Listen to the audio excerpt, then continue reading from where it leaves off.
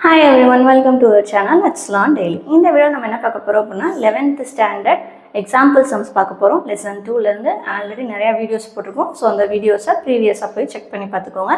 கண்டிப்பாக உங்களுக்கு புரியும். ஃபர்தராக ஏதாவது வீடியோஸ் போகணும்னு நினச்சிங்கன்னா மறக்காமல் கமெண்ட்டில் மென்ஷன் பண்ணிடுங்க.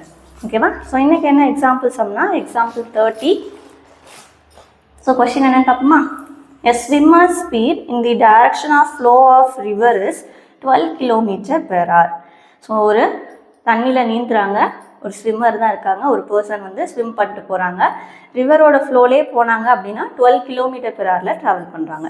Against the direction of flow of river the swimmer speed 6 km/h.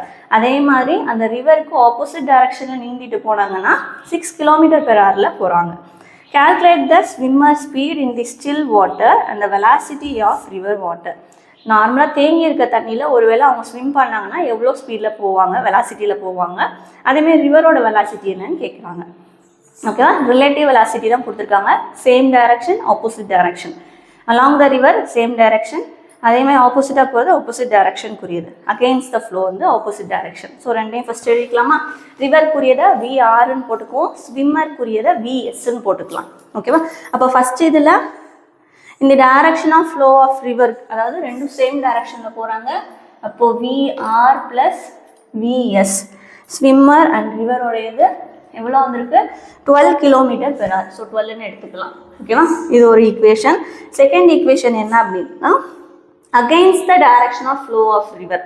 அப்போது ரெண்டும் ஆப்போசிட் டைரக்ஷனில் போகிறாங்க. ஸோ நம்ம வந்து ஸ்விம்மரை வச்சு தான் எழுதுகிறோம். ஸோ அப்போ இதை VSன்னு உங்கள் புக்கில் போட்டிருக்காங்க, அப்படியே போட்டுக்கோங்க, இல்லைன்னா நமக்கு சைன் தப்பாக வரும். ஓகேவா? ஸோ அப்போது VS - VR = 6 km/h. ஓகேவா? இது ஃபர்ஸ்ட் ஈக்குவேஷன். செகண்ட் ஈக்குவேஷன் நீங்கள் ஸ்டார்டிங்கில் என்ன எழுதிக்கணும்? VSன்ற வெலாசிட்டி ஆஃப் ஸ்விம்மர், VRன்ற வெலாசிட்டி ஆஃப் ரிவர்னு எழுதிக்கணும். அதுக்கப்புறம் அலாங் அண்ட் ஆப்போசிட் ரெண்டுக்குரிய ஈக்குவேஷன் ஃப்ரேம் பண்ணியாச்சு. இப்போ ரெண்டையும் சால்வ் பண்ணணும். டைரெக்டாக ரெண்டு ஈக்குவேஷனையும் ஆட் பண்ணிங்கன்னா VR கேன்சல் அவுட் ஆயிரும். அப்போ 2VS = 12 + 6 18. ஓகேவா? அப்போது VS = 18/2. அப்போ வெலாசிட்டி ஆஃப் ஸ்விம்மர் வந்து 9 km/h.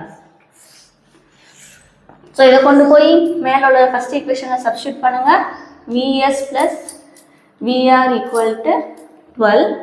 அப்போது VR = 12 - VS. அப்போ 12 - 9 அப்படின்னா VRக்கு என்ன வரும்? 3 km/h.